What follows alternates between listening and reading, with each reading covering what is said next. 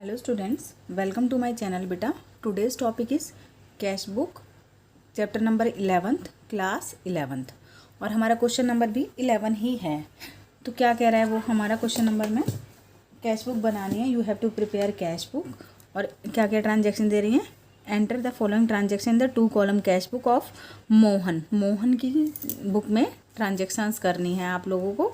और क्या क्या कह रहा है, कैश इन हैंड और कैश एट बैंक। इसका मतलब दोनों, क्योंकि ओवरड्राफ्ट नहीं है तो दोनों डेबिट बैलेंस दे रखे हैं, तो ये कहाँ चले जाएंगे, कैश बुक के debit side 2 balance brought down, cash वाला कैश में और बैंक वाला बैंक में।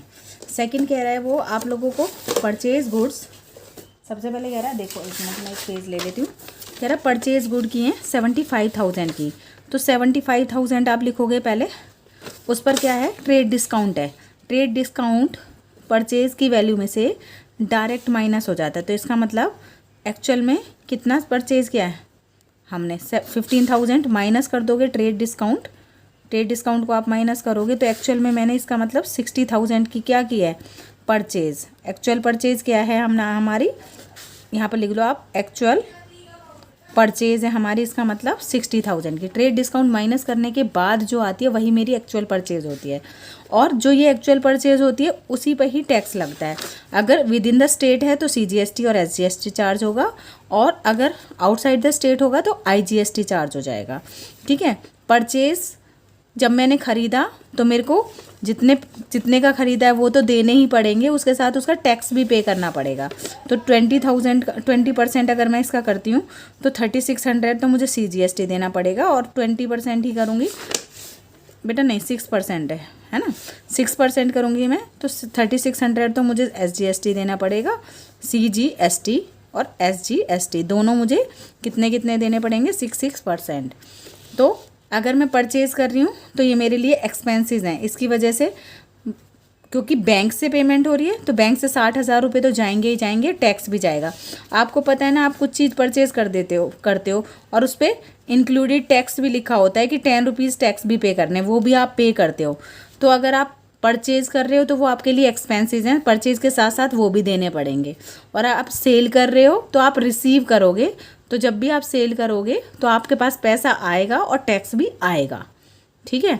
तो परचेज़ करोगे तो पैसा जाएगा और टैक्स भी जाएगा, दोनों अमाउंट जाएंगी।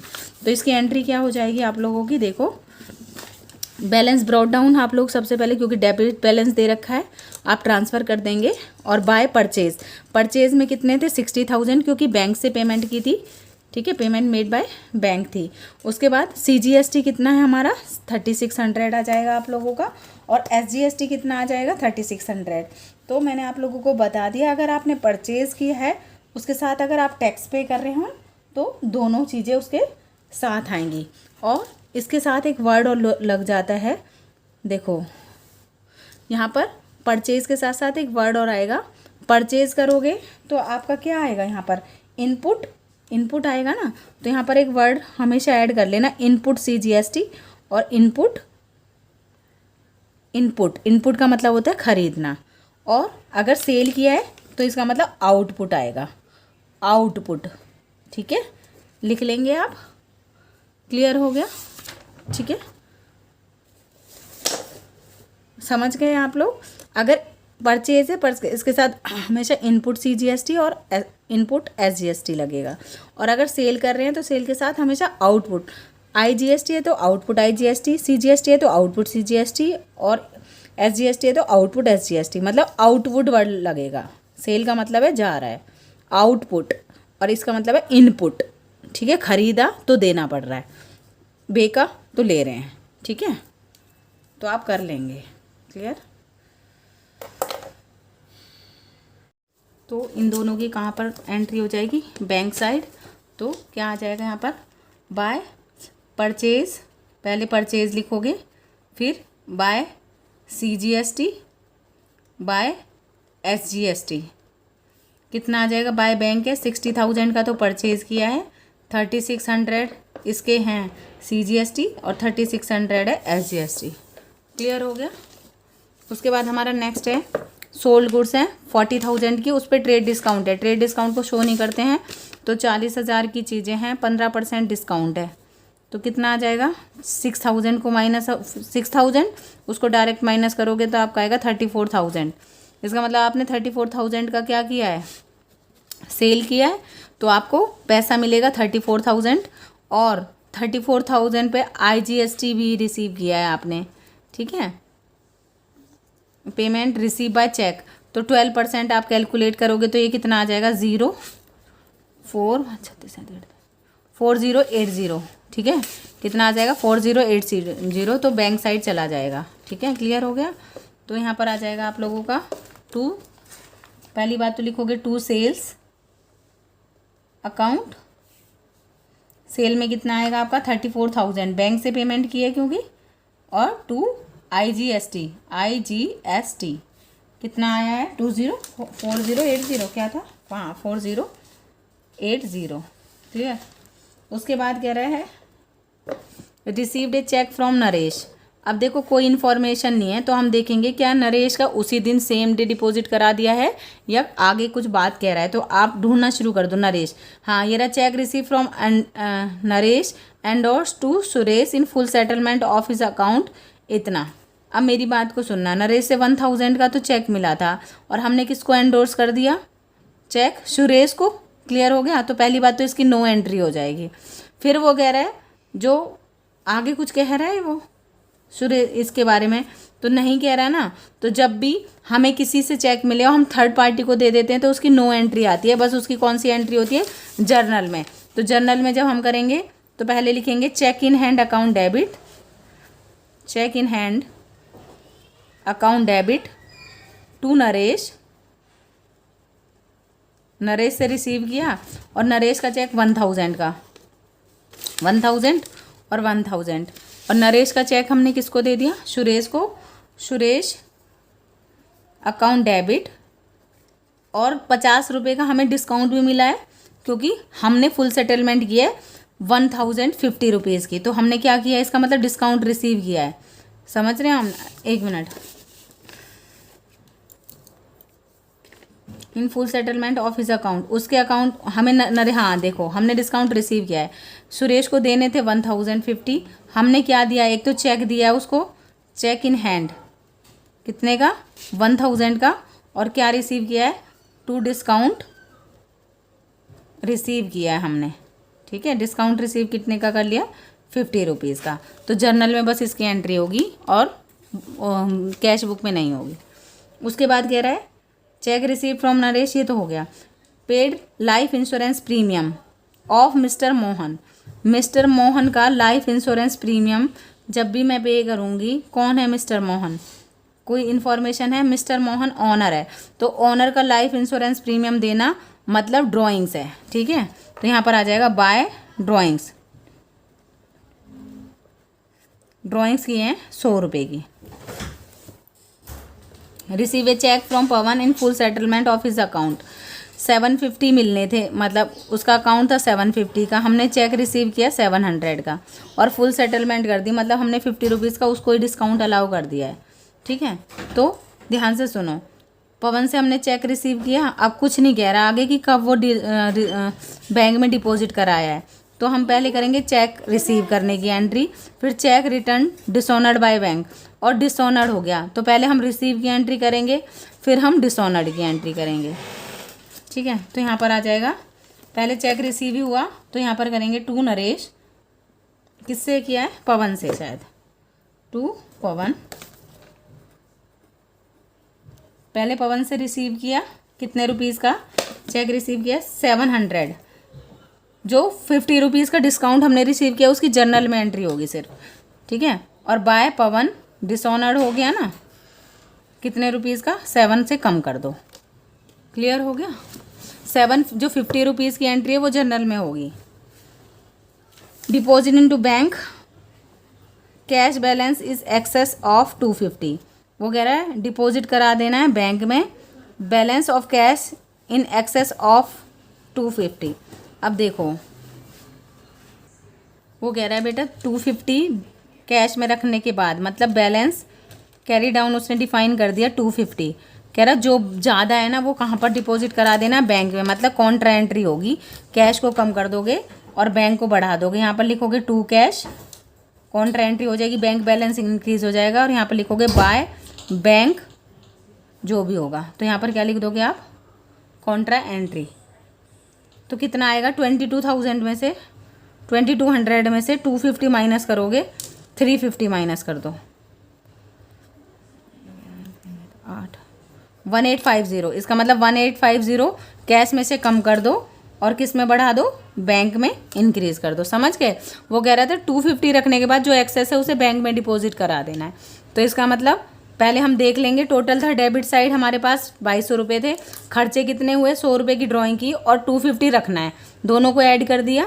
तो जो भी डिफरेंस आएगा उसको किस में डिपॉजिट करा देना है, बैंक में। तो कैश को कम करेंगे इसलिए क्रेडिट साइड, और बैंक को डिपॉजिट करेंगे इसलिए डेबिट साइड। ठीक है, यहाँ पर तो हमारा इसका तो बैलेंस आ गया, 2200 रुपये लिख दो, 2200 रुपये। अब हमें किसका एंट्री, अब हमें किसका देखना है, इनका और टोटल करना है। तो एक बार मैं रफली कर लेती हूँ।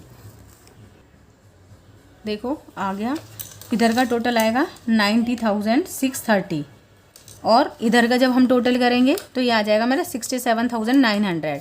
तो 90,630 में से 67,900 जब मैं माइनस करूँगी तो ये आ जाएगा 22,730। तो बैलेंस कैरी डाउन आ जाएगा 22,730। क्लियर हो गया? तो इसको बस यहाँ पर लिख देना है। क्या करना है यहाँ पर, टू बैलेंस ब्रॉड डाउन कितना 250 और 22,730, 30 है 730। और कब ये जैन था तो 1 फेब। बेटा यहाँ पर डेट आप लोग खुद लिख लेना है।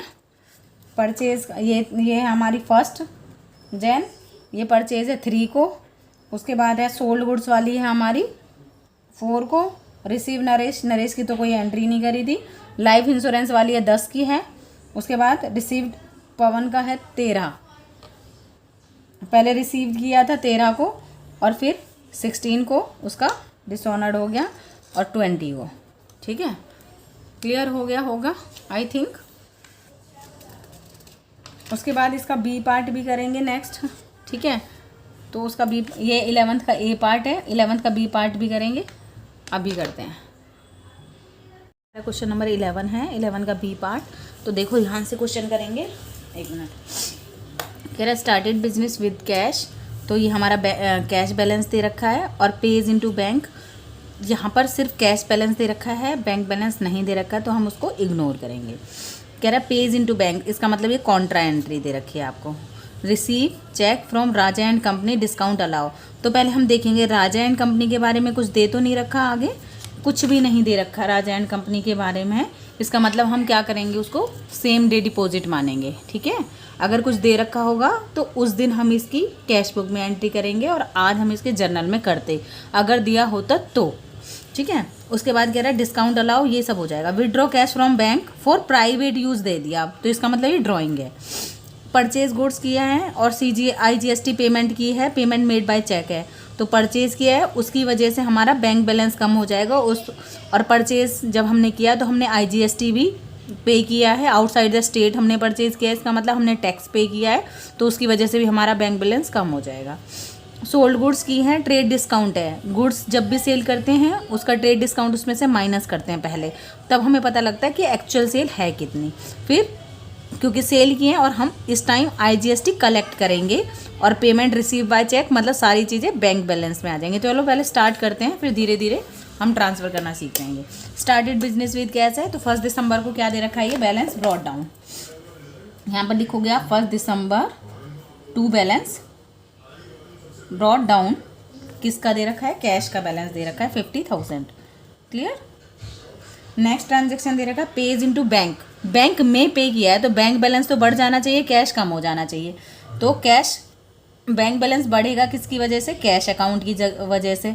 अगर बैंक में बढ़ रहा है तो यहाँ कैश आएगा और यहाँ कैश कम हो रहा है तो यहाँ बैंक, मतलब जिस अकाउंट में आप ट्रांसफ़र कर रहे हो ना वो नाम यहाँ कभी नहीं आ सकता बेटा। ठीक है, तो कैश की वजह से बैंक बैलेंस इंक्रीज हो गया, क्या हुआ है 29,000 का, और दिस इज़ कॉन्ट्रा एंट्री।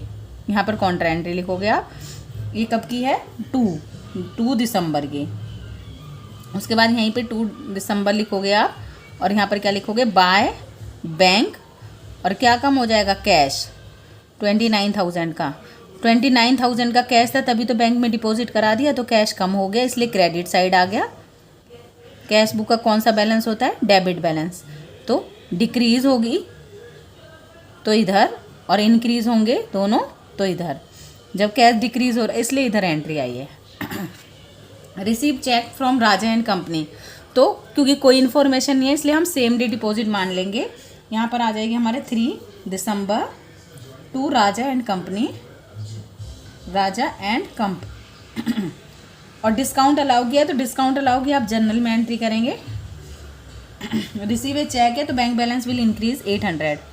और उसके अलावा हम एंट्री के लिए, एक मिनट में यहाँ से एक पेज ले लेते। एंट्री कैसे करोगे आप लोग?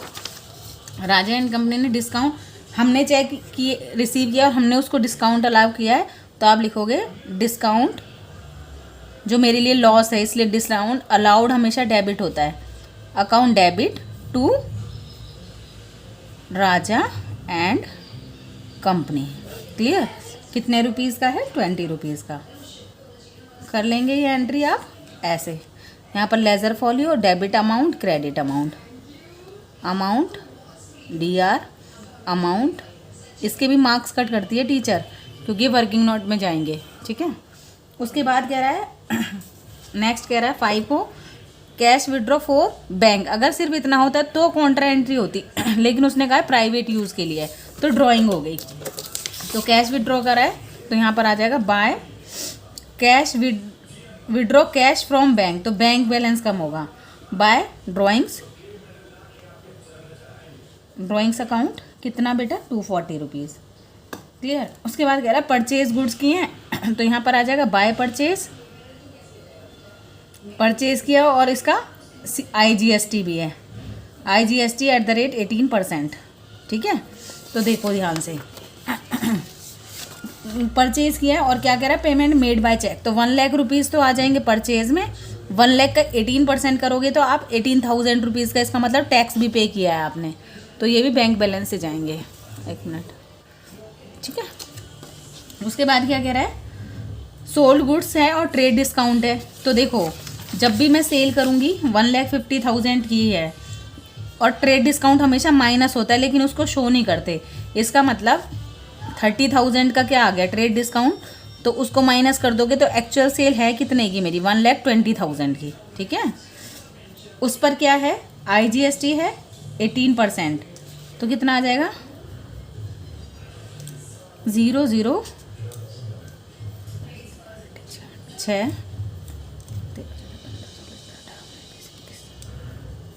21,600 21,600 रुपीज़। तो देखो हम अमाउंट करेंगे सेल की तरफ, तो यहाँ पर लिखोगे आप कब की बात है ये?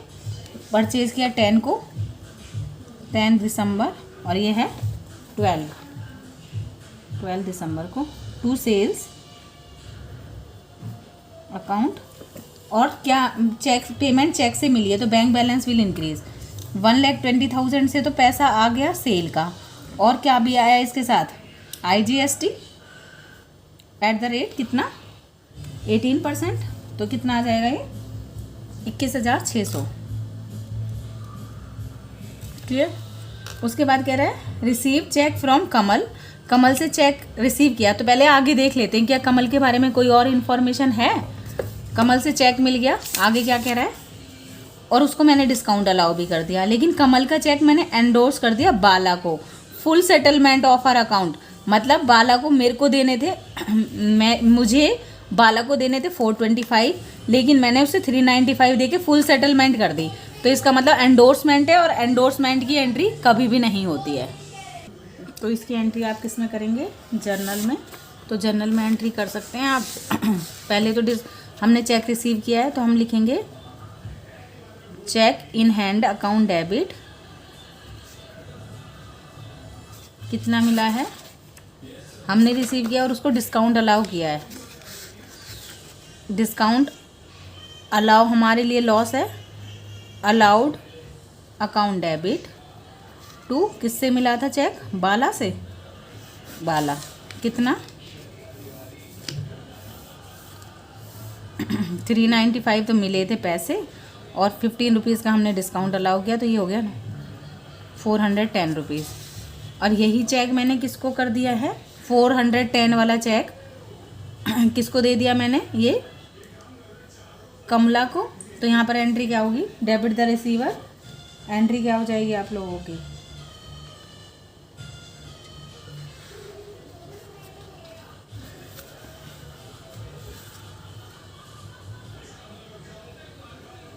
कमलाज अकाउंट डेबिट और 410 रुपये देने थे बेटे। ये रिसीव चेक फ्रॉम कमला है, तो यहाँ पर कमला आएगा। और वो कह रहा है कमला का चेक किसको चला गया, बाला को, तो यहाँ पर बाला आएगा। मैंने थोड़ा सा गलत पढ़ लिया। वो कह रहा है ना कमला चेक एंडोर्स, देखो कमला का जो चेक मिला वो एंडोर्स कर दिया बाला को, तो यहाँ पर आ जाएगा बालाज अकाउंट डेबिट। ठीक है, कितने रुपये बाला को देने थे, 425 रुपये, और हमने कितने रुपीज़ दिए हैं उसको, सिर्फ 395 रुपीज़ दिए हैं सिर्फ, क्योंकि जो हमारे पास चेक आया था वही तो हमने दिए हैं। तो यहाँ पर लिखोगे to cheque in hand account debit, और हमें क्या मिल गया, डिस्काउंट हमें मिला, इस बार डिस्काउंट रिसीव किया है हमने कितना रुपीज़ का डिस्काउंट रिसीव किया है, यहाँ पर दे दिया हमने उसे 395, जो हमें चेक मिला था। तो 425 में से 395 जाएंगे तो ये कितना हो जाएगा 30 रुपीज़ का हमें क्या मिल गया, डिस्काउंट। क्लियर, तो ये इसकी सिर्फ जर्नल में एंट्री आएगी। कमला से चेक मिला तो हमारे पास debit word comes in, check आया, हमें डिस्काउंट मिला, और किससे, कमला से, क्रेडिट द गिवर। फिर बाला को हमने दे दिया, तो debit the receiver, Bala receiver है, और क्या दे दिया हमने, चेक इन हैंड, और डिस्काउंट हमने रिसीव कर लिया। ठीक है, उसके बाद कह रहा है रेंट पेड बाय चेक, तो बाय रेंट कर देंगे हम यहाँ पर, बाय रेंट कितनी तारीख की बात है, 29 की, और कितने थाउजेंड है, 1। उसके बाद है 30 डिपॉजिट इनटू बैंक, 450 रखने के बाद, देखो 30 में लिखेंगे, वो यहाँ पर लिखो थोड़ा सा स्पेस छोड़ के, बाय बैलेंस कैरी डाउन, वो कह रहा 450 रखने के बाद जो बच गया वो बैंक में डिपॉजिट करा दिया, तो इसका मतलब कॉन्ट्रा एंट्री हो जाएगी, जो भी आएगा उसकी क्या हो जाएगी, कॉन्ट्रा एंट्री। तो देखो कैसे करना है ये क्वेश्चन, हमें ध्यान से सुनना बेटा। अब 50,000 रुपीज़ तो हमारे पास थे, उसमें से 29,000 खर्च हो गए, और ये रखने हैं हमें हमारे पास।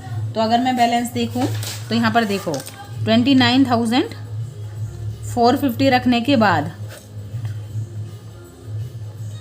28,550 आया मेरे पास। अरे मैंने क्या कर दिया ये दोनों प्लस होंगे, मतलब वो कह रहा है 29,450, इसका मतलब क्रेडिट साइड का बैलेंस हो गया। 50,000 में से 29,450 आप माइनस करोगे, 5 0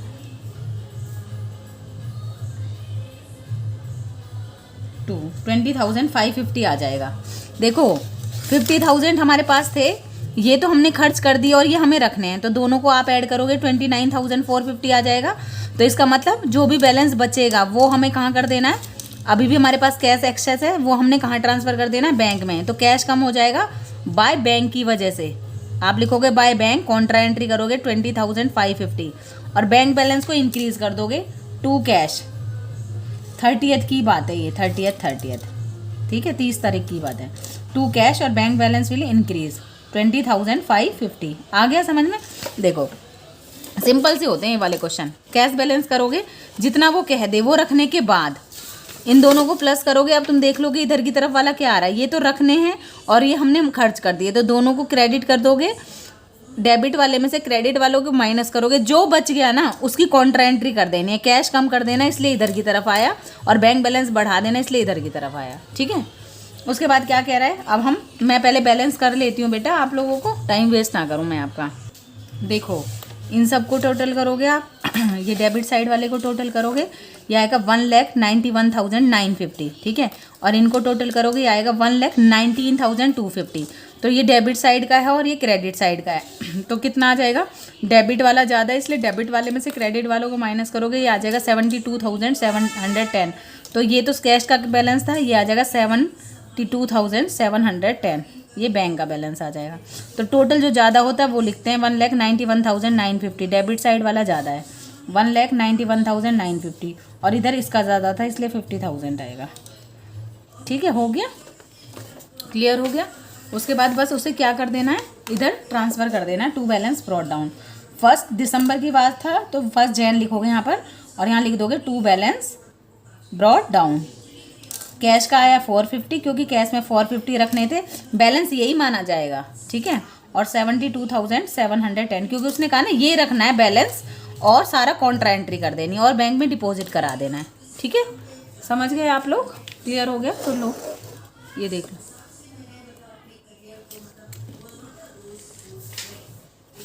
ये clear. Thank you so much बेटा, ज़्यादा से ज़्यादा शेयर करें और सब्सक्राइब करें मेरा चैनल।